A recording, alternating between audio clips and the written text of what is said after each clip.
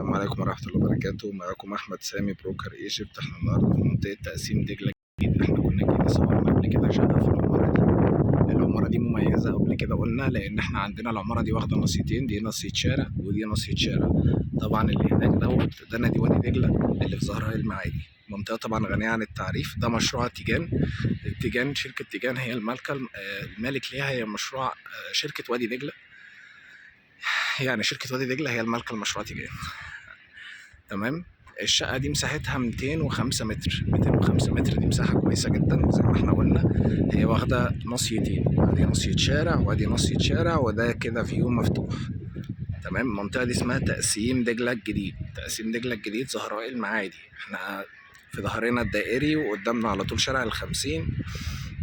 طبعا ده استلام فوري.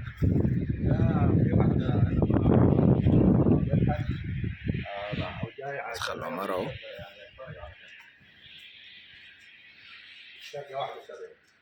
هنطلع دلوقتي الشقة ونكمل تصوير من فوق. برج اهو، في 2 اسانسير. ماشي. ده كده الاسانسير بتاع الشقة.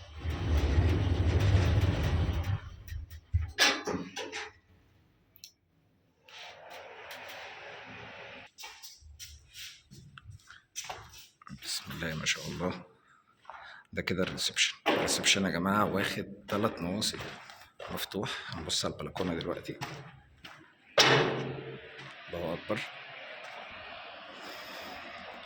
ده بقية المشروع. ده كده الريسبشن اهو، حتة واحدة، كله طبعا على الواجهة.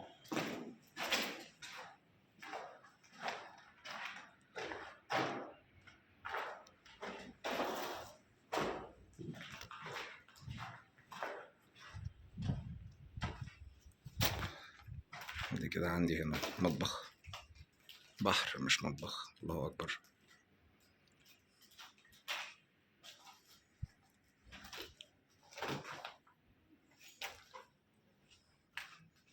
في ظهري ده ممكن يكون المطبخ برضو، وده يبقى الحمام أو العكس.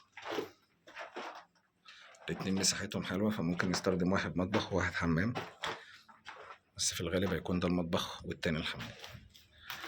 نكمل زي ما احنا كده. عندنا حمام تاني، ممكن برضو لو حابين نفتح الحمامين على بعض، في كذا اوبشن.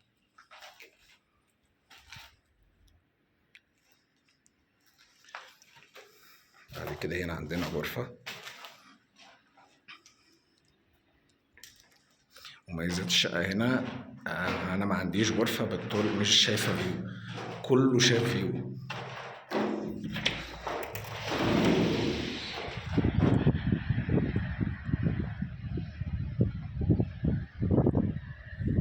الناس طبعا فاكرة إن المنطقة مهجورة، لكن المنطقة ساكنة ولسه هتعيش، يعني فاهمين. يعني احنا دقيقتين من نادي وادي دجلة المعادي، زراير المعادي، منطقة يعني.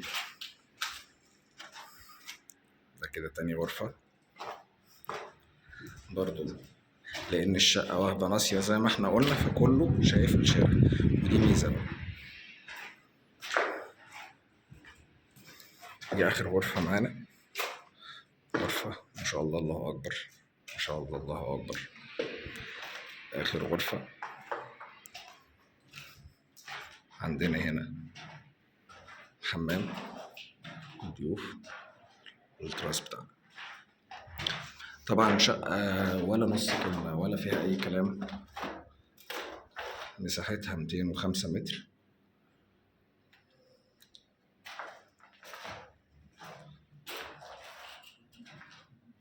كويسة جدا.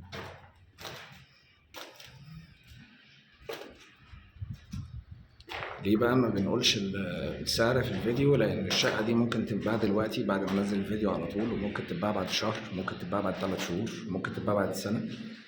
فأنا ما بقولش السعر في الفيديو عشان أنا معرفش الشقة ممكن تتباع امتى، بس وقت ما حضرتك هتكلمني هتلاقيني سايب رقمي في الوصف في الديسكريبشن. هقول لحضرتك الشقة عاملة كام في الوقت الحالي لحضرتك بس تستفسر فيه. ان شاء الله الفيديو عجبكم، متنسوش تعملوا لايك للفيديو وسبسكرايب للقناة عشان تتابعوا كل جديد.